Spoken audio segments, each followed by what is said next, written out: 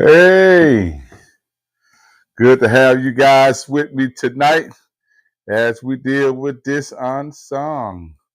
And we're back up, and so happy to have you back up. We had some new software. We had to put in the what you call this thing that lets you read the. I'm looking right at this thing and can't tell you what it is. It just told me what it was, and I'm actually looking at it, and this well, it lets you read behind the camera. It lets you read behind the camera what's going on and be able to keep up and all of that. Listen, it's been a great Monday. It's been a good day here. Uh, and I'm enjoying it. I am enjoying it. Of course, you see that we are on the set, and certainly we're looking good and we're looking nice. This is the Unsung Part 3, and I'm baffling until I give some of you guys time to catch up. Although TV Land is already activated and we see them watching from near and far. We're giving a little time for the different other platforms to catch up and walk in with us and hang out for a little while. And after I come off tonight with this, I'm coming back on later to speak about some new advanced things that we got going on and some other stuff. And we're certainly,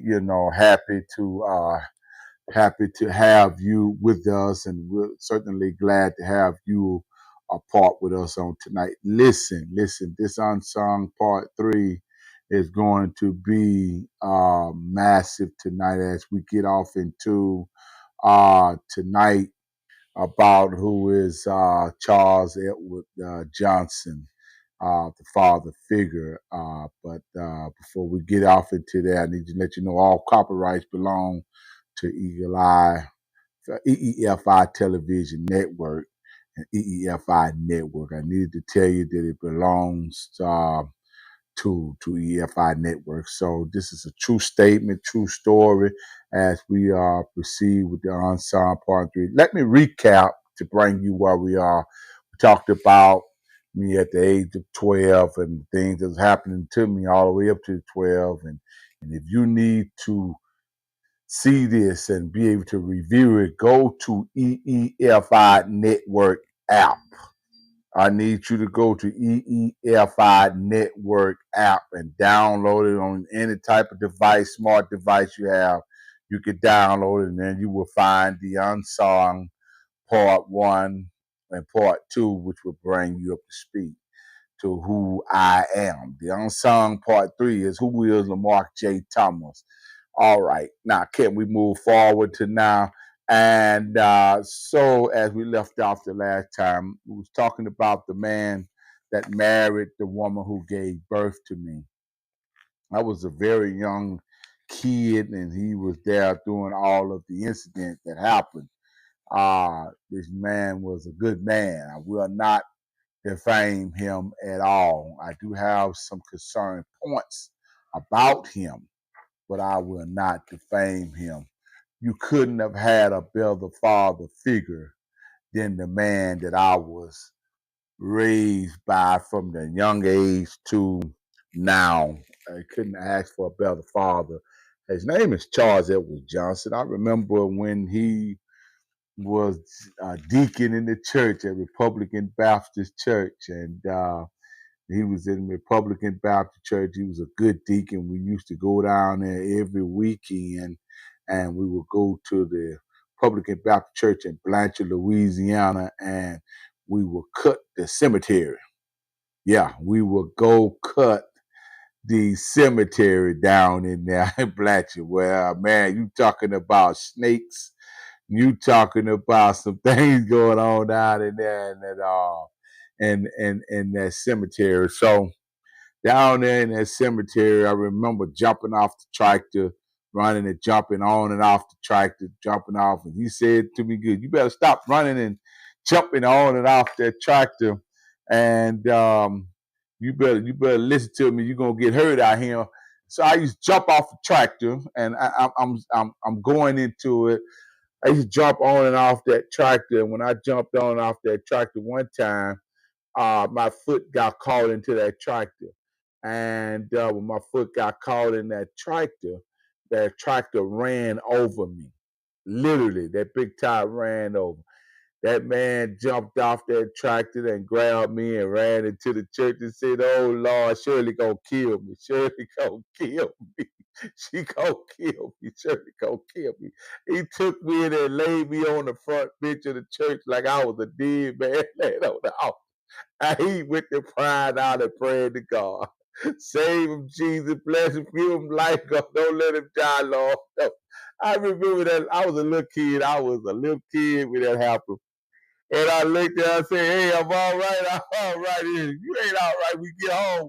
I'm going to whoop you because I told you if I jump it in and off that tractor." And so when we got them we got there.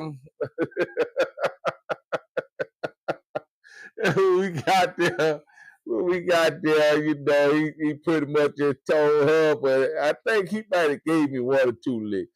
This man is a gentle giant. I couldn't have asked for a better father figure to have raised me growing up.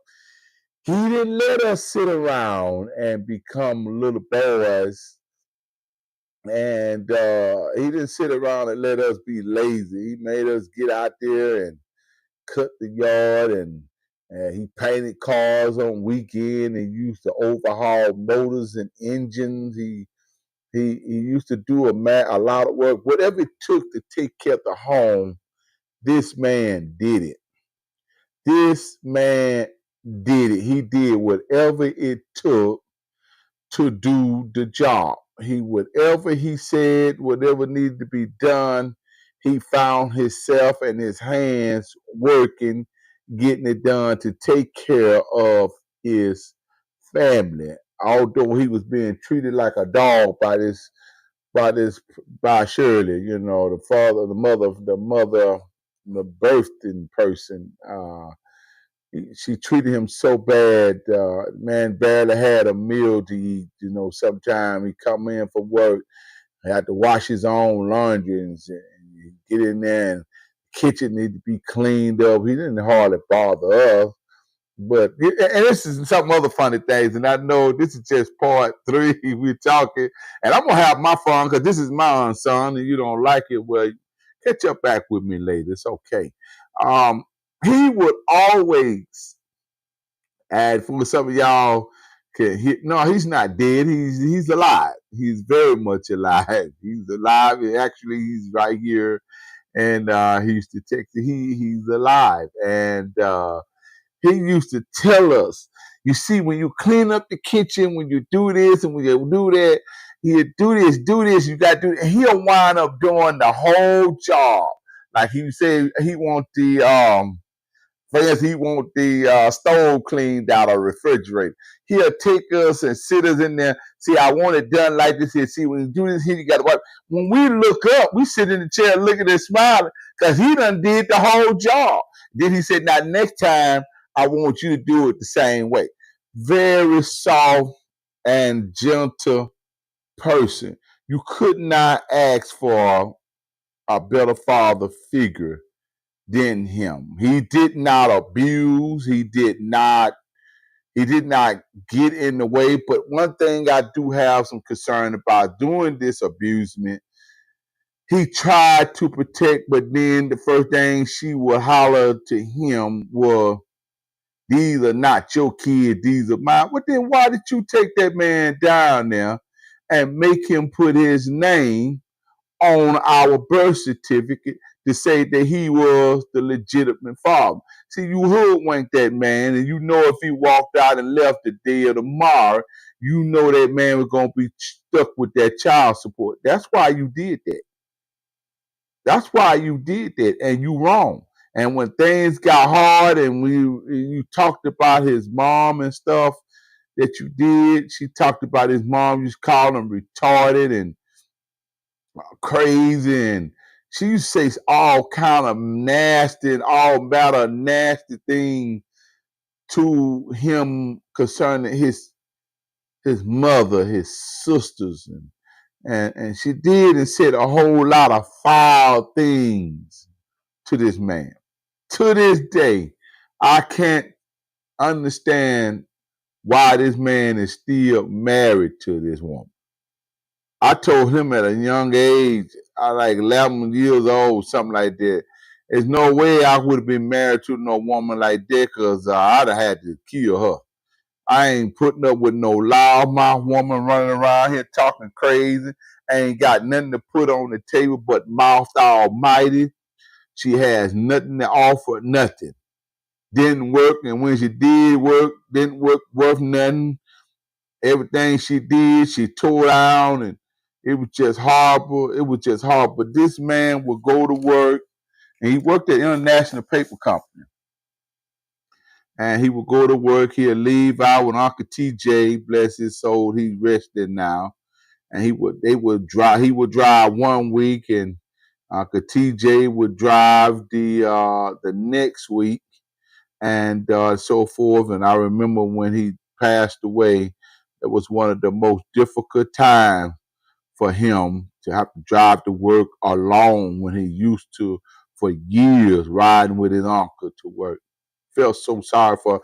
Anyway, this man went from being a deacon to preaching his first sermon at Republican Baptist Church. I'm telling this story. He's probably watching and laughing. Uh, he he preached his first sermon, and I aggravated him. Yeah, I aggravated him on that day he was getting ready to preach his first sermon. I aggravated him so bad, and I did it deliberately. I did it deliberately. And then he got mad. I bothered him so bad until he cussed.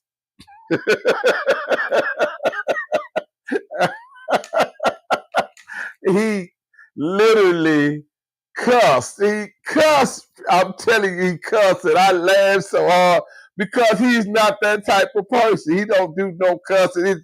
He cussed, and it was just funny how he even said the cuss word. I laughed till I couldn't laugh no more. And he wanted to jump on me. He wanted to hook me, but he could because he was getting ready for, and he was nervous. He was nervous when he got ready to preach his first sermon. And I'm talking to, for some of y'all that is coming in late on the other platform, I'm talking about my father figure who helped raise me, Charles Edward Johnson. He was nervous. And he went to church. He was so nervous. But I want y'all to know from that day to this day, that man preached like no other. He preached. He took it in. You'd have swore he'd been preaching the whole time of his whole life. He is a book master. If he reads it, he will interpret it. He knows the Bible back and forth. Most of all, what I like about him is he have integrity. I'll give him that. He's got integrity. He got endurance. He have endurance. When I say he have endurance, he have endurance. While I was growing up, a lot of things that would happen, a lot of things that was said to him, a lot of things that was literally done to this man. This man held his peace. He could have easily grabbed his coat, his stereo, his boots, and his clothes. Because when they got ready to split up, that would be the only thing he would grab. He would grab his clothes, that stereo, and his boots. That's it. And he leaves with his truck. He leaves with his truck and he goes on about his way. And he just do what he do. He enjoy being in a peaceful state of mind. And the family on her side loved him. Everybody on her side loved him. There was nothing you couldn't come to him to talk to him about. Whatever needed to be fixed, he figured out a way to fix it. You need your car painted, he paint your car. If you need an appliance fixed, he will fix the appliance. No schooling necessary, although he had very good education. But no schooling necessary with this man. He just go to work and just put things together. Then he left the Republican Baptist Church trying to please her and went to St. James, Church of God in Christ. And that's where my uncle was. Now, let me give you Republican Baptist Church was where Pastor Silence Douglas was, a preaching machine. I told y'all, many of you that know me, that I was Baptist by day and Kojic by night. So he was a preaching machine. So he left that church and went to St. James Ministry under my Uncle Anderson Tyler, where he stayed and served there faithfully. And he wasn't never a church hopper. He was a person of stability, stable. If he told you he was going to do something, you can hold him to it. You didn't have to come find him and look for him. If he tell you he's going to do something, he did it. Him being the man that who he is, I don't think I would have made it to be at least 30% of the man I am. I don't think I would have made past 30%. With him being the man he is. My grandfather raised me. He had all of my uncles was in my life, but this man was in the household from the age of 4 to the age of 12. He was a man of character. You would never hear about him in the streets fighting, acting a fool, drinking, smoking drugs, none of the above. He was a God-fearing, family-oriented man. Too bad he married the wrong woman. And my own aunties on my mom's side, the woman who birthed me, told him that. She used to jump on him and fight him and hit him and called him all kind of bees and called him all kind of names. That man stood there. That man said nothing. That man took care of his business. He loved good evening, Sister Woodard. He loved life. He loved his family, and he wasn't a quitter. He's a man, and he's not dead. He's alive. I want to make that clear. He's not a quitter. But my only fault that I had with this man is that he let her run over him. As a young kid, to watch this man being nice and kind as he is, why would he let a woman run over him? I don't see it. I just don't. No. There's just certain things you don't do. There's certain things you don't say. There are certain things you don't cause havoc with. There are certain things you don't let a person speak to you in that tone. You just don't do it. And he will swallow his pride. I remember being in the bathroom and he would be in there shaving and getting ready and this and that, and she just talking bad noise, cussing him out. So disrespectful to this man. This man would send his paycheck home to the house. She would cash the check and pay partially of the bills and then don't pay the rest of it. And he started getting in debt over his head. And then when he come home, he ain't got dinner cooked. She ain't washed his clothes. She ain't did none of this stuff. She just constantly, she is a foolish woman. And to this day, she's still a foolish woman. The book said a wise woman builds, but a foolish woman will tear down. She have torn down everything. If they have what they have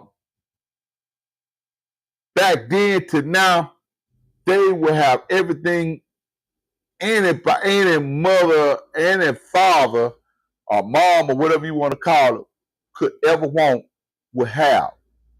No excuses. When I say no excuses, I mean no excuses. None. She would have everything, but because she tore down everything that she had, now it's almost like a struggle there. Now I don't want to get into their private life of what's going on and what's happening, but their living arrangement is not what it's supposed to be as someone at their age bracket, because he worked to provide, but one tear down. I'm going to say that again. He worked to provide, but then the one be foolish and tear down, which leaves them in a very bad deposition. At your age bracket, you should not be living with your children.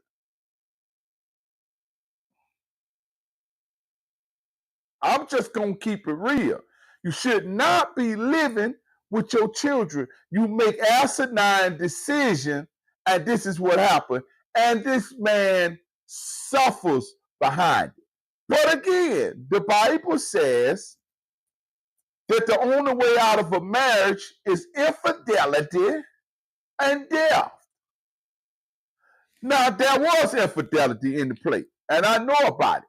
And it wasn't him, it was her. But he didn't know about it. Somebody said, well, why didn't you tell him? Well, the book says, don't mind other people's business. He's a man. He will find out on his own, and that will be his decision that he needs to make when it comes down to that. However, this man is a good man. There's no way, and I'm being clear and honest, there is no way I will put up remotely with what he put up with as a man, taking care of a woman with 3 other kids already in the household that don't belong to him. And you gonna cuss him out. You gonna talk crazy to him. You're not gonna cook this man proper dinner. You're not gonna wash his clothes too much. If you do, you just wash him, throw him in the dryer. Man, get up, put right clothes on, going to work. Many mornings I've seen this man get up, growing up in that house, seen that man get up and have to iron his own clothes, fix his own breakfast and lunch. Not to count many times I've seen this man come in the house and have to fix his own dinner. First time I ever seen anybody fry chicken in the oven and a cast iron skillet with a little grease in the bottom of it. Best chicken in the world. Best chicken in the world. And he loves sweet potato. Best chicken in the world. And cook and provide it. Didn't cry. Didn't mourn. Didn't get upset. And he still yet trying to complete the mission. Ladies, if you watching this show tonight, if you got any ounce of sense in your brains and you can floss your brain, you ought to be washing that man's feet, because there's no man gonna put up with what you did to this man, and I watched it firsthand. You are not, this man ought never have to worry about a piece of bread going in his mouth. He ought not to ever want none. And don't be trying to use the children to make up where you messed up. You fix your own business. You fix your own business. Using us to say, oh, your daddy's birthday coming up, and y'all need to be there for his birthday, this and that. Back when we was in the communication, you'd say that. I didn't have no problem with spending no money on him.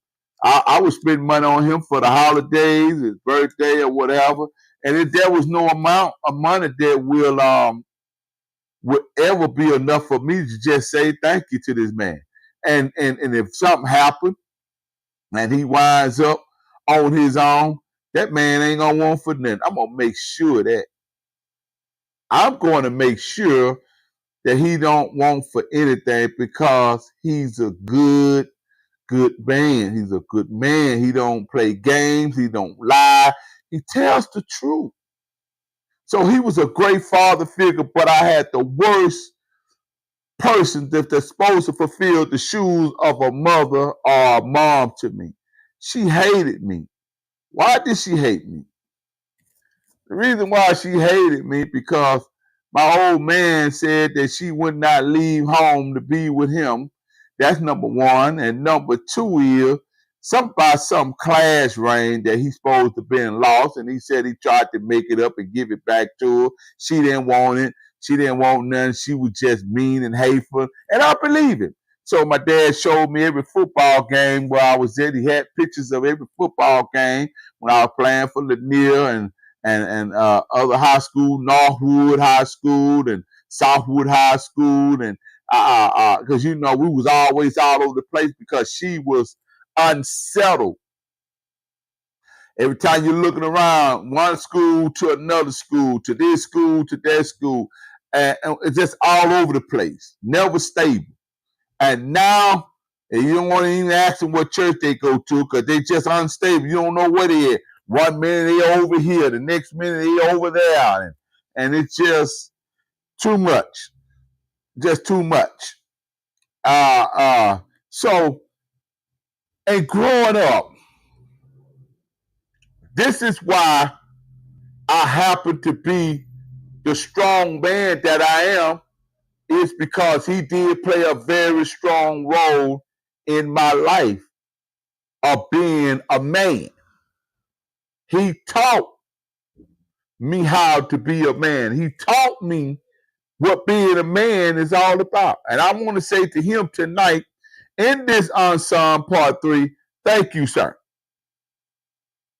Thank you. I sure appreciate you being the man who you are. Because if it wasn't for you, I remember when I was living on the street. I could tell it now because he told me don't tell it. At the age of 12, I was living on the street. And he used to catch up with me. And he would come by and give me money and say, don't tell your mama. Don't tell your mama I gave you this money. He would find a way to bless me. He would give me suits that was too big, but he'll tell me, put a pin in it, put it together, put a pin in it, and you can wear that so you can go to church. He used to come find me and bring me money on his payday and give me shoes and clothes and stuff to wear to church. I used to walk to church. And as I prepared to exit about the father figure, but his behavior never to exit from my life. I used to walk to church and play the organ for many churches right there in Shreveport, Louisiana, with holes in the bottom of my shoes, tore up clothes, suits too big, shirts too big, ties too big, pants leg dragging the floor. Oh, you name it. But I went to church. When I went to church, I was bitter and angry and mad, but I gave God my all in all. Now, I said it before and I'm going to say this again. There is nobody that's a musician that's going to pay for $75 a month. That was better than what I was getting. Because when I was playing for my uncle, they would take me to Ryan's Steakhouse. Y'all remember Ryan's Steakhouse? That's when right after Mars Cafeteria came in effect. So we used to go to Mars Cafeteria, but they closed down, and then Ryan's Steakhouse came in effect. And when Ryan's Steakhouse came in effect, they used to take me there to eat. And when they took me there to eat at Ryan's Steakhouse, that was my payment for playing the organ for St. James Church of God in Christ. Didn't bother me none because, boy, I was glad to see that food. I ain't been eating all week long. And they would pick me up. No matter where I was, they would find me and pick me up and take me to church to play that organ, though. Play them drums and stuff. And I remember Aunt Lucinda used to bring me to her house and feed me and let me stay a couple of nights of a week. Then she said, I don't want no trouble out of your mama. So, I got to turn you loose. Nephew, I love you. You know I love you. I do anything for you. I'm praying that the Lord will save your mama. and so, and so I will walk to church and pray for Showers of Blessing Ministry. And I got my first start at off around family playing the Hammond organ. I started playing for Showers of Blessing, Ruben Nelson, Pedescope. At that time, she was Nelson. And she paid me $75 a month to play. Now, church started at 11 o'clock. We didn't get out of church at sometime 3:30, 4 o'clock that evening. They will go eat, and I would be stuck behind hungry. But then our church started at 6 o'clock prayer, and then 7 o'clock service. So I didn't go get nothing to eat. I didn't have nothing to drink. I would just hang around the church because the church doors will always stay open on Sunday. So members could come in and pray and stay there or what have you when it's time for church. They would go eat and come back. I would be sitting in the church and my mind would just be all over the place, and I would play the organ like I had a mansion at home, like I had a refrigerator full of food, like I had a car outside parked. I was faithful to God, even though I was hungry, broke, busted, disgusted, living on the streets. I was jacked up. I was messed up. So help me God. I was messed up. And I still came to church and gave God my best. I gave him my best, regardless of my situation.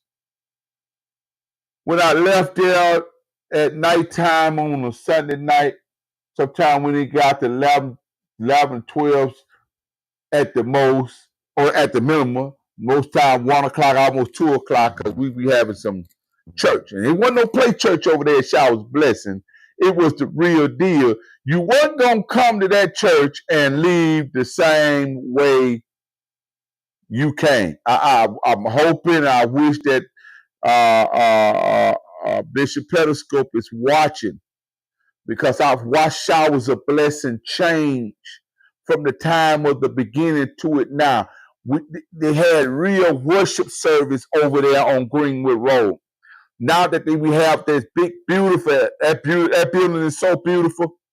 Y'all need to see this building, Showers of Blessing in Shreveport on Fairfield Avenue. That church is so beautiful. But when I went there, I noted that the praises was absent like it was when we was on Greenwood Road. We seen folks get healed, drunks come in and sobered up, filled with the Holy Ghost. We seen crackheads come off the street. We seen lame to walk, blind eyes open, right there in Showers of Blessing Ministry, right there on Greenwood Road. She had first started out pastoring, and I was between the walls because I'm like, y'all said a woman can't pastor. Y'all said a woman can't do this here, but I'm watching God working miracles. And he's working miracles after miracles after miracles after miracles. And I'm not going to get into that, but I watched it happen. And I watched that church grow until service was just running over every service to accommodate running over. The people was almost sitting in the pulpit while she was preaching. I wish y'all could experience this church Showers of Blessing growing up. And I grew up in Johnson Temple, and it was the same way. Johnson Holy Temple, we talked about that in previous songs at a young age. But Showers of Blessing is where I stayed for about 3 years or more. I stayed at Showers of Blessing. I played art. And I want to say to these musicians that's watching, stop jumping over from one goose to the next goose. if you see God is in the building, be happy with that. Quit worrying about the paper, because I promise you, God gonna take care of you. But you gotta be faithful over the little thing. I stayed at Showers of Blessing, hungry, broke, busted, disgusted, $75 a month. Me and Jerome, he's passed away, and Pastor Blackshaw, he's in Shreveport, Louisiana. He's pastoring now. And Timothy will play the saxophone along, and we had church. Every now and then we had the Raymonds to come over. We had other musicians. But you know what really hurted me with Showers of Blessing? What hurted me with Showers of Blessing was they was paying me $75 a month. I wasn't all of that great of a musician, but I was good enough to carry a service. And they would bring in other musicians and pay them $300-400 for one service. And I don't recall making a dime for revival. Some musicians would leave. They would run away from there, be like, I ain't never playing, I'm going somewhere else. But there was something that I was taught by my father figure is stay faithful. Stay faithful. Just stay faithful. No matter what's going on, just stay faithful. So I stayed there for 3 years, homeless, couldn't spend a night in the church, couldn't do anything but play the organ, get paid, and leave. Sure enough, I was a bad actor, and if she's watching this tonight, I need you to know that my musician paid me back.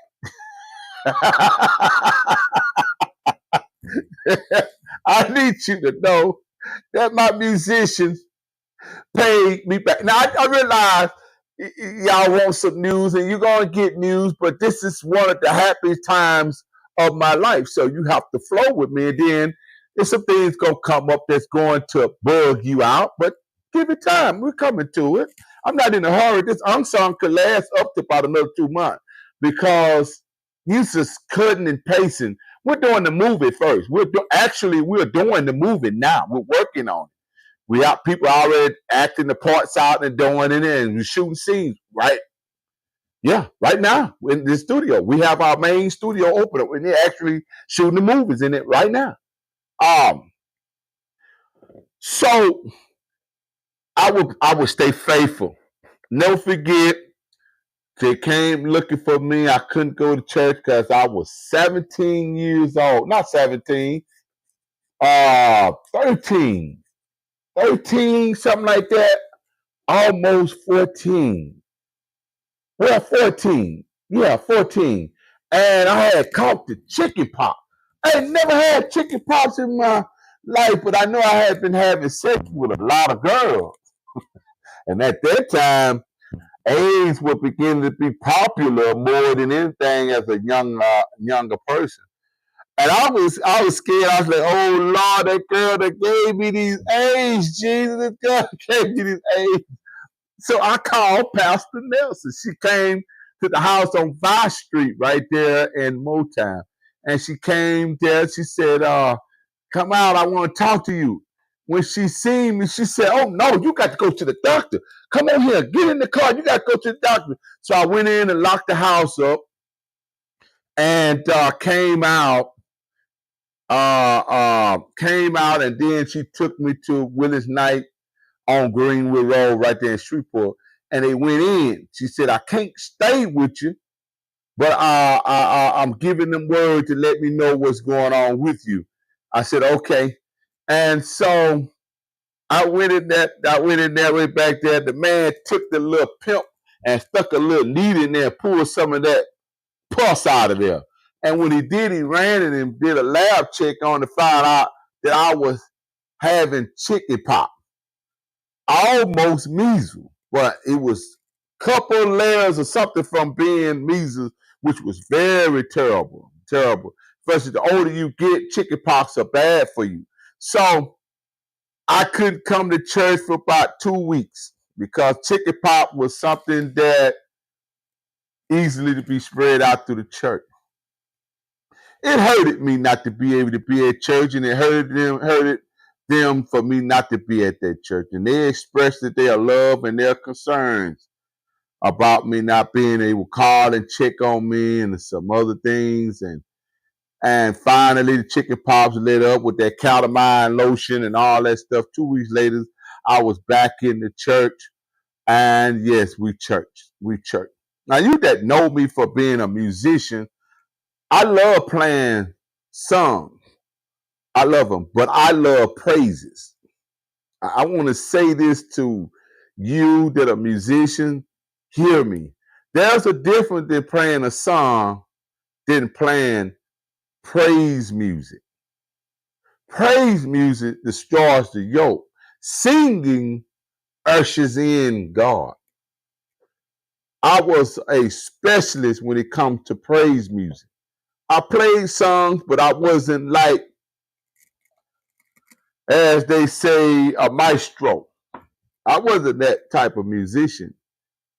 When I sat and played, praises fell into the building like no other. People would say, oh, you can play, you can do this. No, I can't play. When I sat down, praises fell on me and my hand would start playing praises. And the organ would sound off a certain way. Music would change. I used to sit there and watch my hands play this music and look down at my hand like, now where that came from? Because I played to God. I took my hands and I let my hands move with God, not my own hand. And that was the difference between me and the church, that I allowed God to take my hands and do what he wanted to do with them, not what I wanted to do. And so people say, oh man, you're a musician, man, that man can play, he's a master musician.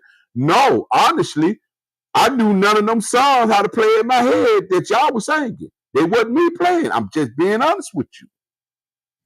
So, but anyway, I started walking around. I started talking to God. I said, now I'm living on the street. I've been on the street from the age of 12. Here it is at 14. Been introduced to drugs, crack. Been introduced to cocaine. Been introduced to liquor, hard liquor. Been introduced to weed. Introduced to heroin. Introduced to it. And when I say that I was introduced to it, I mean literally introduced to it. Tried to commit suicide many times, tried to take my own life, was fed up with life, just couldn't die. You ever wanted to die and just couldn't die? You ever felt like dying and just could not die no matter what you say, what you do, that you could not die? You ever been there where there's nothing that you can say or do that will be satisfying to life to live? Been there, done that. And while I was doing that, uh, living like that, while I was around there doing that, I was still playing the organ. I was still playing the Hammond organ for the churches. Coming to church, smiling and grinning, laughing, like nothing was going on. And on the inside of my mind, sitting at the organ, sitting right there in the church, trying to figure out how to commit suicide. Trying to figure out how to commit suicide. Deacon, leave me alone. Trying to figure out how to die.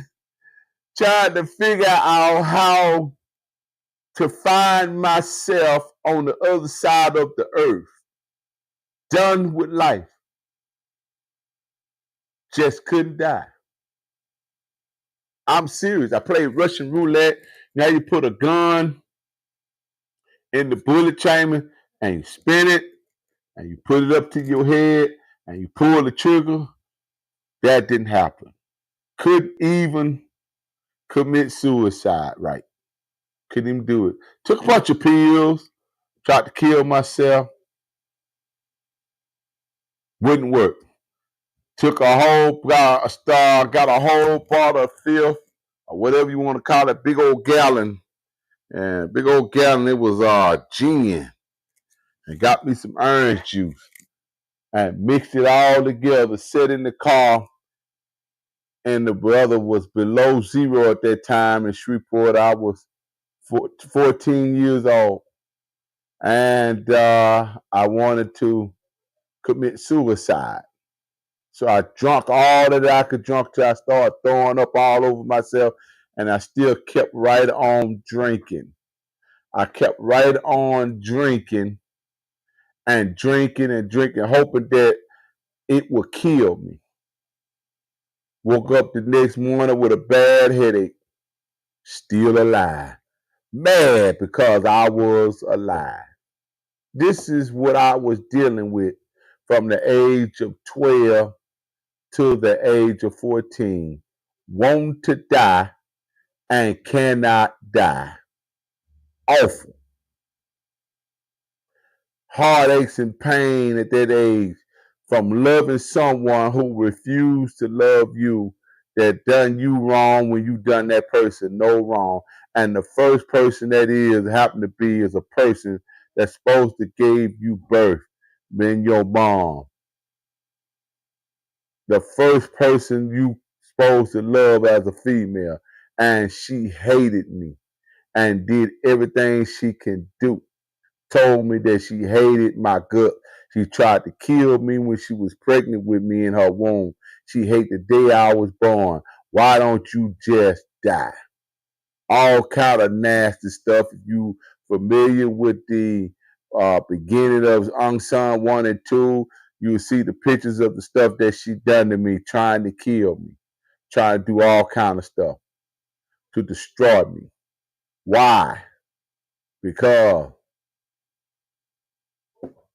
what? There is no answers to why and what for. There is no answers to why and what for. No answers. And when that happened, people, people, people you don't know, they sitting on the side of you in the church. They may be playing the organ. They may be playing the drums, the guitar, singing in the choir, worship board. But you know what I found out the most, folks? Is that same person is standing in the pulpit preaching the gospel to you with hatred in their heart, anger in their heart, so much anger and hurt in them until they preaching the gospel to you to live while preparing for themselves to die. It's so important that you know who you're sitting by in the church. I teach this in the Eagle Eye Fellowship International headquarters in all the churches where I happen to be the presiding apostle over and pastoring in. I have campus pastors. And I teach my campus pastors, do not get comfortable with these people. You need to know who they are. You don't know what this person is going through in life. I was a kid, 12 years old, going to church from the age of 12 years old under being abused at home for going to church. Then I go to church from the age of 12 years old to the age of 14, being abused by the people in the church. Left to be hungry, nowhere to live. These folks would dance and shout, raise good offering and money and whatever you have, they would do it all right there in the church. And when they did it in the church, they would do this stuff and they would never think twice. You don't know what you're doing, what you're saying to a person in the church. That's why you have to be careful how you handle people. That's why you have to be careful how you handle people in the church. You don't know what that person is going through at home. They smiling. I used to smile. People tell you that know me, been knowing me for years, tell you you would never catch me without a smile on my face. And I could be going through some hell. Do you hear me? I could be going through some hell and some trouble, some situations, and I'll never show it. Never show it. And as time went on, as time went on, I learned that in life, you have to be strong for your own self. You have to be strong for your own self. You have to be strong for your own self. If you're not strong for yourself, people will work you and it will work you over. And I used to feel bad. I used to walk around, I hear people talking about me, laughing at me, making fun of me, all kind of stuff while growing up, playing the organ for showers of blessings. They used to laugh and make fun of me and all of that. But if I look back over my life now, I am probably the first multi-millionaire that came out of that church. The very person you laugh at, the very person you do wrong, the very person that you mistreat is the very person that God is going to put the wealth in that person's hand. Why? Because they were faithful. They took the greater your hell, the greater your paycheck. I ain't preaching. I'm just telling you my life story. The greater your hell, the greater your blessing. You just got to remain faithful. Never go through hell without your paycheck. Get your paycheck. I preached this sermon at many locations. Always get your paycheck. And so tonight, I spoke with that pastor. She said, "Are you a son of showers of blessing? Because I know how you feel about women pastorings and all of that." And I said to her, I am a son of that church. That's number one. And number two is for y'all that want to say all this crazy stuff about me, whether I believe in a woman pastor or not, that's not my job. The Bible has spoken clearly. Who am I to challenge the Bible? And my job is to preach the word, reach a soul. No soul be lost as long as he's giving me blood in my body and right sound mind and life. We all ought to be reaching. So I'm not there to fight who is going to be the bishop and who ain't going to be the bishop and who going to be a pastor and who ain't going to be a pastor and who can do that. That's the Lord's business. When I come and preach for many bishops, women's bishops and apostles, I preach for many of their platforms. It is not a personal agenda. It is an organism matter. It's spiritual. You don't go into a natural, you don't go into a spiritual place in natural. You got to go in there with the spirit of the Lord. He that wins souls win wisely. You got time to be fighting over who pastor and who ain't doing this and who that. That's just not me. But I seen a lot of stuff growing up and females pastoring. When I come back the next time, we're going to talk about how I started playing for Bishop George W. Coleman, New Testament United Pentecostal Church on Midway, right there in Farish, on Farish Street. Now I played for a lot of Baptist churches too, but these churches was very inspirational. And when on the way, when we get through with that, we're gonna talk about uh, Pastor Evelyn Updike. We're gonna talk about her and the church where she pastors at. And when I tell you, Lord have mercy. When I tell you about these churches I have attended, some of y'all wonder why I preach the way I preach and play, because all of these people that I'm calling out to you has been a very strong inspiration in my life. Very strong. I wasn't just sitting on an organ looking for a paycheck. I was trying to save my life while committing suicide, trying to commit suicide at the same time. So that means I was sitting on an organ and listening to every word that was being preached out of their mouth. I wasn't concerned about whether it was a male or a female. I was only concerned about my life. And that's what you need to go to church. Stop looking at who's standing in that pulpit and start looking at the words that are coming out of that person's mouth. That's what's going to help you.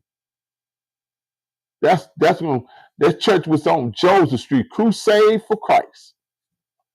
Let me tell you, church was church. I don't know what this stuff is going on around here now. And the club going church. Oh, I ain't never seen nothing like this in my life. And if you come to Eagle Eye Fellowship International Church and Incorporated, you ain't gonna see none of these disco lights and black walls and all this stuff. This ain't no theater, baby. This is church. This is church, and that's what church is going to be. Now, my time is just about to expire. Uh, just cutting the pacing on tonight. I really just want to come back and talk about that fella, Charles Edward Johnson, father figure, who was a great father figure to any child that could have him as a father. He's a good man. He's a great man. And I wish upon him long, healthy life. I wish upon him life beyond life. Live. I really want to bring him and have him to have his own show on this EFI television network because he is a profound, perfected teacher. You couldn't find a better teacher than him. He's a teaching machine. Back in the day when he was Baptist, oh, I have him hooping. I get on the organ and ride and make him hoop. And I used to do that while we talking about that. I used to go to church and aggravate the preacher with them keys, as they say the Irish. I used to make that board walk and talk. I used to make that board walk and talk. You couldn't sit in front of me and thought you weren't going to preach. Oh, yeah, I'm going to get you. And I used to go to church just to get the preacher. I remember we had a drummer, and we're going to talk about his name is Felix Love. And we used to have a DJ, he's a bass. We used to do so much terrible behavior in the church, playing music. Preacher, boy, we take a preacher and a mute and annihilate him. It was only one preacher that was able to handle us. That was Bishop George Derrico. We're going to talk about him next Monday. God be with us live right here. He's dead and gone, but he was and he still is a preaching machine. That man is dead, and the things that he prophesied in that church in New Testament right there on Midway Fair Street is still popping out, happening right now. Right now, he's dead and gone, folks. We're going to talk about this giant, apostolic Pentecostal. And I'm going to tell you how I met him and how he found me. We started talking about it somewhere, but we're going to really get down into it. And I'm cutting and pasting these chapters in my life for a reason. I'm cutting and pasting these chapters in my life for a reason because I want you to know who I am and how I became. So some of y'all still trying to figure out how I became Johnson, then went to Thomas. I told you in the beginning, he's my father figure. He adopted and changed all our last name into Johnson that was in the house at that time. But when I met my father, I picked up my father's last name, which is Thomas. I picked that up, and that's my father's name. But I didn't want to get rid of this man's name because what did this man do to me? This man did nothing but help me. So I'm caught up in between the challenge here, and so I wear both names. I can wear both names, and they are legally my name, not some AKA. These are my names. Legally on documents. I just haven't changed certain things over on other things because this ain't what I want to do. But tonight I want to take time out to tell you about that chapter with him and the things he done. Again, I'm cutting and pasting because he did a whole lot more than what I'm saying to you. Good things, I mean good things that you won't find the average man doing. And I mean he did it. And he didn't blink twice. He held on to it, and he did his thing. So tonight, I hope you enjoyed this segment of of the um, of the Unsigned Part 3. Part 4 will be every Monday night at 8 o'clock. It will be. And then after that, it's all said and done. We'll be on to the next level. I'm coming back on around about 10:30 or 11 o'clock tonight. So if you could join me, join me. Because I'm going to be talking about some television things, some situations, some shows, inviting people who has talented gifts or whatever to be able to act or what have you, to get you on the television set so someone can see you and discover you and take you further with your career with this. So I'm going to give a few hours toward this tonight. I meant to do it today, but it's been Monday, and everybody know that's pastoral and clergymen, all that. It's our day off for rest, back to the job, Tuesday, Wednesday, Thursday, Friday, Saturday, and Sunday. So I gave up my time tonight to be with you. So tonight, that's going to be part 3, and we'll talk next Monday on part 4. And don't forget to join me tomorrow night for the men's roundtable on the mask. I may be by myself and I may have guests, but I'm going to really be talking and touching on some very deep subjects. And you're welcome to call in and talk with me. I'm going to make sure the devices are set up where you can call in. We can take your concerns and your message right here live in the studio and to be heard across the television station. All right?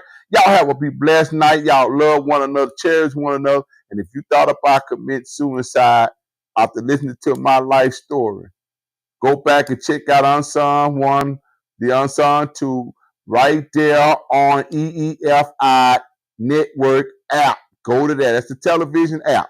Go there. Download it to your devices, and you can see a lot of the shows that were already done and some other things. You'll be able to see a whole lot and watch live television, movies, Martin Lawrence, Fred Sanford, you name it, good time. They're on there. Go on there and watch it. You like cartoons, we got you. Go on there. You can watch all the cartoons you want. We got you. Join the network. The New Gen TV, EEFI Network. Talk to you soon. Love you guys much. Be easy out there. Welcome to EEFI Television Networks. Scan the QR code for more information. Thanks for watching.